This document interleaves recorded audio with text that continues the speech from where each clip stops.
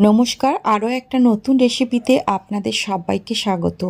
আজ শেয়ার করছি কচুরলতির রেসিপি। কচুরলতির এই রেসিপি তৈরি করার জন্য প্রথমে আমি নিয়ে নিয়েছি এক আঁটি কচুরলতি। কচুরলতিটাকে ছোট ছোট টুকরো করে কেটে নেব। তার আগে কচুরলতির গায়ে যে এই পাতলা আঁশটা থাকে সেইটাকে ছাড়িয়ে নিয়ে এরকম ছোট ছোট টুকরো করে কেটে নিয়ে তারপর ধুয়ে ভালো করে পরিষ্কার করে নিয়েছি। চলে এলাম রান্নার পদ্ধতিতে। কড়াইয়ের মধ্যে বেশ খানিকটা জল দিয়ে দিয়েছি আর তার মধ্যে দিয়ে দিচ্ছি স্বাদ অনুযায়ী নুন। জলটাকে প্রথমে গরম হতে দেব, তারপর এর মধ্যে ছাড়িয়ে রাখা কচুর লতিগুলোকে দিয়ে দিচ্ছি। কচুর লতিগুলো দিয়ে দেওয়ার পর এর মধ্যে দিয়ে দিচ্ছি খানিকটা পরিমাণ লেবুর রস। একটা পাতিলেবুর অর্ধেক অংশ আমি নিয়ে নিয়েছি, সেই পাতিলেবুর রসটা এর মধ্যে দিয়ে দিচ্ছি। আর লেবুর রসটাকে খুব ভালো করে মিশিয়ে নিয়ে মিনিট 10 মিডিয়াম ফ্লেমে রেখে কচুরলতিটাকে সেদ্ধ করে নেব। এদিকে মশলা তৈরি করে নিচ্ছি। একটা মিক্সিং জারের মধ্যে নিয়ে নিলাম 10 থেকে 12 কোয়া রসুন, 2টো কাঁচা লঙ্কা, 1 চামচ গোটা জিরে আর 1 চামচ কালো সর্ষে। এই সমস্ত উপকরণগুলো জল দিয়ে একটা মিহি পেস্ট তৈরি করে রেখে দিলাম। 10 মিনিট মতো ঢাকা দিয়ে লতিটাকে আমি সেদ্ধ করে নিয়েছি। এখন দেখুন কালারটা চেঞ্জ হয়ে গেছে আর চেক করে নিচ্ছি লতিটা সেদ্ধ হয়েছে কিনা। কচুর লতি বেশ সুন্দরভাবে সেদ্ধ হয়ে গেছে, আবার গোটা গোটাও রয়েছে। এখন জলটাকে ফেলে দিয়ে লতিগুলোকে ছেঁকে নেব। কচুর লতিগুলো ছেঁকে নেওয়ার পর জলটাকে ভালো করে ঝরিয়ে নিয়েছি এবং একটা পাত্রের মধ্যে নিয়ে নিলাম। যে কড়াইটার মধ্যে আমি কচুরলতিটাকে রান্না করব সেই কড়াইটার মধ্যেই আমি কচুরলতিটাকে ঢেলে নিলাম।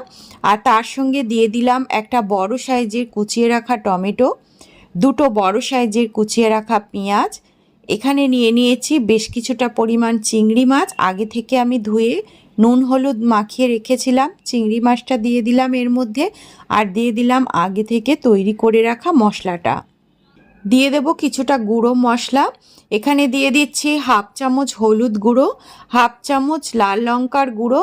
ঝালটা অবশ্যই আপনারা আপনাদের স্বাদ অনুযায়ী দেবেন। আগে আমি 2টো কাঁচা লঙ্কা দিয়েছি, তাই এখানে 1/2 চামচ মতো ব্যবহার করলাম। আর দিয়ে দিলাম স্বাদ অনুযায়ী নুন। এর সাথে এখানে নিয়ে নিয়েছি 2 টেবিল চামচ মতো সর্ষের তেল। রান্নাটা অবশ্যই সর্ষের তেলে করতে হবে। তেলটা আমি এর মধ্যে ঢেলে দিলাম। এবারে এই সমস্ত উপকরণগুলোকে বেশ ভালো করে মাখিয়ে নিতে হবে। আপনারা হাত দিয়েও মাখিয়ে নিতে পারেন, তবে কচুটা যেহেতু গরম রয়েছে আর কচুটা সেদ্ধ হয়ে গেছে, হাত দিয়ে চাপ দিয়ে মাখলে কচুগুলো ভেঙে যেতে পারে। তাই আমি হালকা করে খুন্তির সাহায্যে ভালো করে মশলাগুলো এর সঙ্গে মাখিয়ে দিলাম।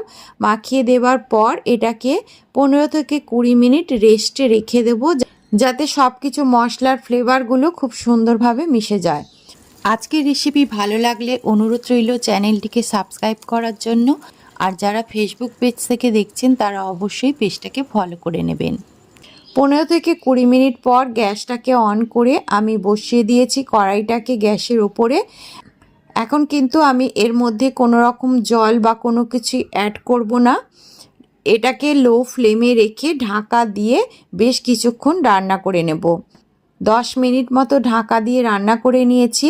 এখন দেখুন কচুটা থেকে বেশ জল বেরিয়েছে। এই অবস্থায় হালকা হাতে কচুর লতিটাকে একটু নাড়াচাড়া করে দিতে হবে। আপনারা কড়াইটা ধরে একটু করে নাড়িয়েও দিতে পারেন। আমি খুন্তির সাহায্যে হালকা হাতে একটু নাড়াচাড়া করে দিলাম।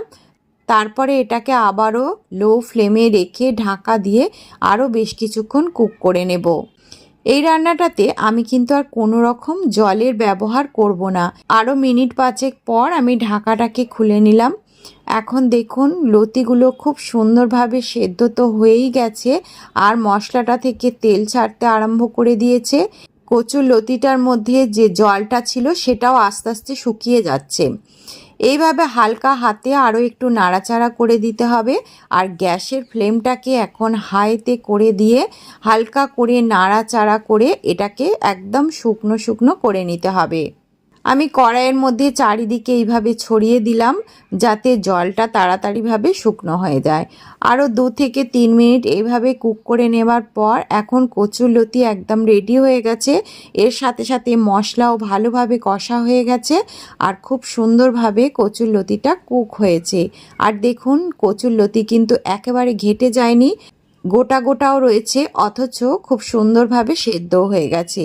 এইভাবে কচুরলতি তৈরি করে গরম গরম ভাতের সঙ্গে পরিবেশন করুন, আশা করছি সবার ভালো লাগবে। আজকের রেসিপি কেমন লাগলো অবশ্যই জানাবেন। আজ তাহলে এই পর্যন্তই, দেখা হবে পরবর্তী রেসিপিতে। ধন্যবাদ।